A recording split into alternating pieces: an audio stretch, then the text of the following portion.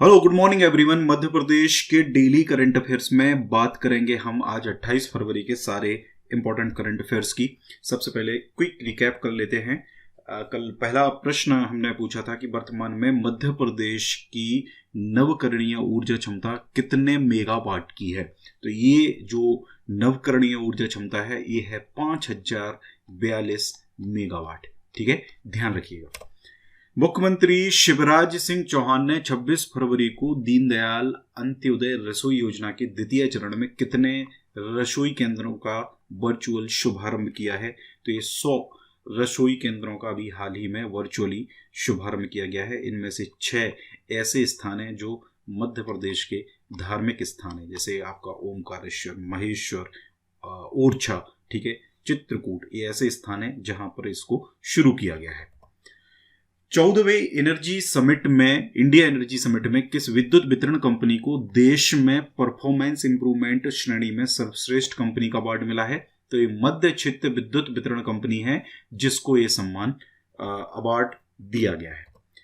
किस जिले में 84 बैगा महिलाओं के आजीविका संवर्धन के लिए हैंडलूम विभाग के माध्यम से केंद्र सरकार द्वारा 50 लाख रुपए की हस्तशिल्प विकास योजना की स्वीकृति जारी की गई है। तो ये मंडला जिले की 84 बैगा महिलाएं हैं। ठीक है, अगला प्रश्न था महिला बाल विकास विभाग द्वारा बालिकाओं को आत्मनिर्भर बनाने के लिए कौन सा अभियान प्रारंभ किया जा रहा है। तो ये अपराजिता अभियान है जो कक्षा 9वीं से लेकर 12वीं तक की बच्चियों के लिए शुरू कराया जाएगा। आज के करंट अफेयर की बात करेंगे उससे पहले अगर आप हमारा करंट अफेयर का 2020 मंथली पढ़ना चाहते हैं तो ये मास्टर कोर्स हमारा आप ज्वाइन कर सकते हैं। इसके लिए आपको ऐप डाउनलोड करना पड़ेगा। साथ ही मध्य प्रदेश पुलिस आरक्षक कांस्टेबल की टेस्ट सीरीज अवेलेबल है जो कंटिन्यूसली चल रही है। अगर आप ये ज्वाइन करना चाहें तो ज्वाइन कर सकते हैं। चलिए स्टार्ट करते हैं। देखिए, पहला जो प्रश्न है हमारा वो है मध्य प्रदेश के किस जिले में टिश्यू कल्चर लैब की स्थापना की जाएगी। तो देखिए, मध्य प्रदेश में जो टिश्यू कल्चर लैब है ये स्थापित की जाएगी नीमच जिले में। और ये जो घोषणा है ये सूक्ष्म लघु और मध्यम उद्यम मंत्री हैं ओम प्रकाश शखलेचा। इन्होंने अभी ये घोषणा करी है कि नीमच में टिश्यू कल्चर लैब की स्थापना की जाएगी और इसके साथ साथ हर जनपद क्षेत्र में 40 करोड़ रुपए की राशि खर्च करके सर्व सुविधा युक्त स्कूल भी बनाया जाएगा। इन स्कूलों में निजी स्कूलों से भी बेहतर शिक्षा की व्यवस्था होगी। ठीक है, तो यहां पर जो इंपॉर्टेंट है वो ये है कि टिश्यू कल्चर लैब जो है वो कहां पे बनाई जाएगी, नीमच में। अब यहां पर एक और बात आती है कि टिश्यू कल्चर लैब होती क्या है। देखिए, टिश्यू कल्चर लैब एक छोटी सी एक बिल्डिंग होती है, एक तरीके से आप समझ सकते हैं, एक लेबोरेटरी होती है। ठीक है, जिसके अंदर जो छोटे छोटे पौधे होते हैं उनको ग्रोथ दी जाती है, उनको बड़ा किया जाता है एक क्लाइमेट चैम्बर के अंदर या फिर एक ग्रोथ चैम्बर के अंदर। ठीक है, जैसा कि आप यहाँ पर इमेज में भी देख पा रहे होंगे। ये एक्चुअल में रिसर्च पर्पज के लिए किया जा सकता है, ये ब्रीडिंग के लिए भी किया जा सकता है और मल्टीप्लिकेशन के लिए भी किया जा सकता है। यानी कि एक पौधे के ब्रीडिंग कर सकते हैं यहाँ पर एक माहौल में। ठीक है, और मल्टीप्लिकेशन मतलब एक पौधे से बहुत सारे पौधे भी बनाए जा सकते हैं। ठीक है, ताकि रिसर्च तो इसमें की ही जा सकती है। तो ये मेन उद्देश्य होता है टिश्यू कल्चर लैब का। अगला प्रश्न है जल संसाधन विभाग मध्य प्रदेश के प्रत्येक जिले में कितने तालाबों का जीर्णोद्धार करके मॉडल तालाब बनाएगा। तो ये इसका सही आंसर है 2 तालाबों का जीर्णोद्धार किया जाएगा हर जिले से। ठीक है, जल संसाधन मंत्री जो है तुलसी सिलावट, उन्होंने अभी हाल ही में ये चीज कही है कि प्रत्येक जिले में 2 तालाबों का जीर्णोद्धार किया जाएगा, उनको मॉडल तालाब बनाया जाएगा। और इस अभियान की जो शुरुआत है, यहाँ पर जो सबसे महत्वपूर्ण चीज है वो यही है कि इस अभियान की जो शुरुआत है वो सांवेर विधानसभा क्षेत्र के अंतर्गत बोरना खेड़ी तालाब से की जाएगी।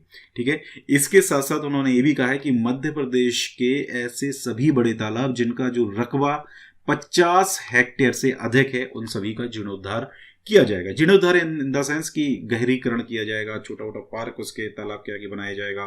ठीक है, घाट बनाए जाएंगे। इस तरीके से ये सब जीर्णोद्धार की श्रेणी में आपके आ जाते हैं। ठीक है, तो 2 चीजें यहाँ पर याद रखनी है। 2 तालाबों का मतलब जीर्णोद्धार करके मॉडल तालाब बनाया जाएगा। दूसरा, शुरुआत कहाँ से करी जाएगी, सांवेर विधानसभा क्षेत्र के अंतर्गत बोरना खेड़ी तालाब से। अगला है, देखिए एक और इम्पॉर्टेंट क्वेश्चन है कि मध्य प्रदेश में जो आशा कार्यकर्ता हैं उनको अब मातृत्व अवकाश यानी कि मैटरनिटी लीव उनको अब दी जाएगी। ठीक है। मैटरनिटी लीव इनको एक्चुअल में अभी नहीं दी जाती थी। इसके साथ साथ इलाज और उनकी पढ़ाई के लिए आर्थिक मदद जो है वो सरकार की तरफ से दी जाएगी। 6 महीने का मातृत्व अवकाश मिलता है, ठीक है। महिलाओं को प्रेगनेंसी के दौरान या मतलब मातृत्व अवकाश जब वो माँ बनती हैं तब उनको ये 6 महीने का 180 डेज का ये प्रावधान है, ठीक है। और इसके दौरान 2000 रुपये इंसेंटिव भी उनको दिया जाएगा। इसके साथ साथ अगर भी दुर्घटना में घायल होती हैं, भर्ती होती हैं अस्पताल के अंदर, तो 281.70 रुपये रोज और स्वास्थ्य लाभ तथा अस्थायी विकलांगता होने से काम नहीं करने पर 2000 रुपये हर महीने उनको दिए जाएंगे, ठीक है। ये सारे जो फैक्ट्स हैं ये इंपॉर्टेंट हैं, ध्यान रखिएगा आप। ये इस प्रकार के जो प्रश्न हैं वो जनरली काम कब आते हैं, जब जैसे आपका महिला बाल विकास का कोई पेपर होता है तो उसमें इस प्रकार की चीज़ें पूछी जाती हैं, ठीक है। बाकी जनरली पीएससी या कांस्टेबल टाइप के जो एग्जाम्स होते हैं इनमें इस प्रकार का करंट अफेयर नहीं पूछा जाता है। हाँ, बाकी पूछा जा सकता है, कोई बड़ी बात नहीं है व्यापम के लिए। देखिए, इसके साथ साथ पढ़ाई जारी करने के लिए 2 से 10,000 रुपये अलग अलग कक्षाओं में पढ़ने के लिए उनको दिए जाएंगे। जैसे कोई 5वीं पास है और वो आगे पढ़ना चाहती हैं तो उनको अलग अलग कक्षाओं में पढ़ने के लिए 2 से 10,000 रुपये तक की जो राशि है वो दी जाएगी और साल में एक बार यह राशि उनको सिर्फ दी जाएगी। अगला प्रश्न है, बहुत महत्वपूर्ण प्रश्न है, कौन जबलपुर में मध्य प्रदेश न्यायिक अकादमी के समारोह में शामिल होंगे? तो राष्ट्रपति रामनाथ कोविंद जो हैं वो इसमें शामिल होंगे 6 मार्च को, ठीक है। ध्यान रखिएगा 6 मार्च को ये शामिल होंगे। और जबलपुर में मध्य प्रदेश न्यायिक अकादमी है, जुडिशल अकेडमी, ठीक है, उसके समारोह में ये शामिल होंगे। इसके साथ साथ दमोह जिले के अंदर जो सिंगौरगढ़ किला है उसके विकास कार्यों की आधारशिला भी इनके द्वारा रखी जाएगी। यानी कि 2 जिले ये विजिट करेंगे। एक तो आपका जबलपुर है, इसमें ये भी कहा जा रहा है कि जो भेड़ा घाट है ये वहां पर भी जा सकते हैं, ठीक है। भेड़ा घाट यानी कि धुआंधार जलप्रपात जहां पर है आपका, वहां पर भी ये विजिट कर सकते हैं। इसके अलावा हालांकि ये मिनट टू मिनट इनका जो शेड्यूल होता है वो अभी तय नहीं हुआ है, ठीक है। अभी सिर्फ लेकिन ये 2 जिलों में जाना है इनको। तो यहाँ पे 2 सबसे महत्वपूर्ण चीजें यही हैं कि एक तो इसका मध्य प्रदेश न्यायिक अकादमी के समारोह में शामिल होना इनको, दूसरा है सिंगौरगढ़ के किले के विकास कार्यों की आधारशिला भी इनके द्वारा रखी जानी है। अभी आपको पता है कुछ दिनों पहले ही इसके लिए कुछ राशि जो है वो सैंक्शन करी गई थी। इसके साथ साथ अभी हाल ही में दमोह जिले के अंदर 325 करोड़ रुपए की लागत से बनने वाले मेडिकल कॉलेज का भूमि पूजन किया गया। आपको पता होना चाहिए कि अभी यहाँ पर उपचुनाव है। चलिए कमेंट करके बताइए कि किस विधायक के भाजपा में शामिल होने के बाद ये सीट जो है वो खाली हुई थी ताकि यहाँ पर उपचुनाव किया जाएगा, ठीक है। ये कमेंट करके आप बताएंगे। अगला प्रश्न है, हाल ही में कहा पुरातत्व विशेषज्ञों ने परमारकालीन 1000 साल पुराना शिव मंदिर खोजा है? देखिए, ये जो मंदिर है ये परमार राजाओं और मतलब ऐसा अभी कहा जा रहा है, अनुमान लगाया जा रहा है कि परमार कालीन है। ये उज्जैन के पास में ये खोजा गया है। उज्जैन जिले के अंदर एक जगह है कलमोड़ा, गांव का नाम है कलमोड़ा। वहाँ कलमोड़ा के बलड़े के नीचे पुरातत्व विशेषज्ञों ने माता जी के ओटले के नीचे 1000 साल पुराना शिव मंदिर खोजा है, ठीक है। उज्जैन से करीब 32 किलोमीटर दूर है ये गाँव। इसके अलावा ये एक्चुअल में क्या है, एक अभियान अभी चलाया जा रहा है जो डॉक्टर विष्णु श्रीधर वाकड़कर शोध संस्थान है उसके द्वारा ग्रामीण इलाकों में पुरातत्व स्थलों की खोज के लिए अभियान चलाया जा रहा है, जिसके तहत इसको अभी खोजा गया है। मैंने आपको कुछ दिनों पहले बताया भी था कि उज्जैन में काफ़ी संभावनाएं हैं इतिहास से संबंधित काफ़ी चीज़ों के मिलने की, इसलिए वहाँ पर एक ये जो सर्वे था वो चल रहा था, उसके बारे में मैंने आपको बताया भी था, ठीक है। और ये ऐसा अनुमान लगाया जा रहा है कि जो मंदिर है 11वीं शताब्दी का यानी कि 1000 साल पुराना और परमारकालीन मंदिर है। और मंदिर बेसाल्ट पत्थरों से बना हुआ है, पत्थर पास के ही बड़ले से लिए गए हैं, मतलब कोई चोटी टाइप की कुछ पहाड़ टाइप का होगा, ये एक्चुअल में वही चीज़ होगी। इतना मुझे भी ये नहीं पता है कि क्या चीज़ है, ठीक है। इसके अलावा कुछ ग्रेनाइट पत्थरों का भी उपयोग इसमें किया गया था। तांबे और मिट्टी के बर्तन के पात्र भी यहाँ पर मतलब मिले हैं, मटकियाँ, दीपक, धूप पात्र, ये सारी चीज़ें यहाँ पर मिली हैं। एक्चुअल में ऐसा कहा जाता है कि परमार वंश के जो राजा हैं, परमार वंश में जैसे आपके राजा भोज थे, तो इनके समय में एक अभियान यहाँ पर चलाया गया था जहाँ पे गांव-गांव में मंदिर या इस तरीके की जो धार्मिक चीज़ें हैं वो स्थापित करी गई थी, ठीक है। तो उन्हीं सब चीज़ों को यहाँ पर पुरातत्व विशेषज्ञों के द्वारा ढूंढा जा रहा है। MPPSC की टेस्ट सीरीज अगर आप लेना चाहें ले सकते हैं, एक्सप्लेनेशन के साथ 53 टेस्ट इसके अंदर मिलेंगे आपको हिंदी और इंग्लिश में। नए सिलेबस के अकॉर्डिंग ये सारे टेस्ट होंगे। इसमें हमारे जो FLT हैं वो स्टार्ट हो चुके हैं और अभी डेली FLT आपको इसके अंदर मिलेगा। 2 प्रश्न की बात करेंगे हम। तो पहला जो प्रश्न था, मध्य प्रदेश के किस जिले में सागौन के सर्वाधिक वृक्ष पाए जाते हैं? तो देखिए ये प्रश्न एग्जाम में 2 से 3 बार पूछा जा चुका है व्यापम के अलग अलग एग्जाम्स में। मैं बता दूं आपको, होशंगाबाद जिला जो है वहां पर सबसे ज्यादा सागौन के वृक्ष जो है वो पाए जाते हैं। वैसे तो मध्य प्रदेश में ज्यादातर जगह सर्वाधिक सागौन के जो मतलब वृक्ष हैं वो पाए जाते हैं, लेकिन इसमें स्पेशली जो आपका होशंगाबाद वाला जो एरिया है, जो आपका काली मिट्टी वाला जो एरिया है, वहां पर ये वृक्ष सबसे ज्यादा पाए जाते हैं। ठीक है, ध्यान रखिएगा।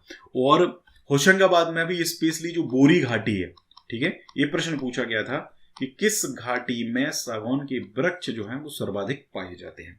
तो आपको ध्यान रखना है जो बोरी घाटी है वहां पर ये सबसे ज्यादा मात्रा में पाए जाते हैं। इसके अलावा एक सागौन का बेहतरीन जो जंगल है वो मध्य प्रदेश का जो रायसेन जिला है, रायसेन जिले के अंदर जो आपका रातापानी अभयारण्य है, ठीक है, ध्यान रखिएगा, रातापानी अभयारण्य जो है, वाइल्ड लाइफ सेंचुरी जो है, उसके अंदर भी बहुत सारा अच्छी क्वालिटी का जो सागौन है वो पाया जाता है। अच्छी क्वालिटी इसलिए कह रहे हैं क्योंकि ये इमारती लकड़ी है, मतलब इमारत बनाने में, बिल्डिंग बनाने में, घर का जो सामान होता है, टेबल कुर्सी, ये सब चीजें बनाने में इसका उपयोग किया जाता है, इसलिए इसको इमारती लकड़ी के नाम से जाना जाता है। दूसरा प्रश्न है, मध्य प्रदेश में तेंदुपत्ता व्यापार विनियमन अधिनियम किस वर्ष लागू किया गया था? तो इसको लागू किया गया था वर्ष 1964 के अंदर। ठीक है, 28 नवंबर 1964 को इसे लागू किया गया था। आपको पता होगा मध्य प्रदेश तेंदुपत्ता संग्रहण में पहले नंबर पर रहता है और मानक बोरा 2500 रुपये की राशि जो है वो जो तेंदुपत्ता का संग्रहण करते हैं उनको दी जाती है। ठीक है, तो ये इतना अपने को ध्यान रखना। एक और चीज ध्यान रखिए, अधिनियम की बात आई है तो मध्य प्रदेश लोक वानिकी अधिनियम 2001, ठीक है, मध्य प्रदेश लोक वानिकी अधिनियम 2001, ये मध्य प्रदेश में कब लागू किया गया था? ये मध्य प्रदेश में लागू किया गया था 2001 में, और डेट याद रख लीजिए 12 अप्रैल 2001 को इसको लागू किया गया था। वन्य जीव संरक्षण अधिनियम कब आया था? वन्य जीव संरक्षण अधिनियम है 1972 में आया था भारत में। मध्य प्रदेश में कब से लागू किया गया था? मध्य प्रदेश में इसको लागू किया गया था 15 नवंबर 1974 को। ठीक है, ध्यान रखिएगा, 15 नवंबर 1974 को इसको लागू किया गया था। ठीक है, तो इतनी चीजें याद रखिएगा यहाँ पे। आज के लिए आपका पहला प्रश्न, मध्य प्रदेश में विधानसभा के सदस्यों की अधिकतम संख्या कितनी हो सकती है? ठीक है, एक प्रश्न है, ये 4 ऑप्शन है, इनमें से आपको एक सही कमेंट करके बताना है। दूसरा, निम्नलिखित में से कौन कभी मध्य प्रदेश का राज्यपाल नहीं रहा है? ठीक है, ये प्रश्न आपको यहाँ पर बताना है। ठीक है, और वीडियो को यहीं फिनिश करते हैं। 2000 लाइक्स का टारगेट है, देखते हैं कितने लाइक्स इस पे हमें मिलते हैं। Thank you very much.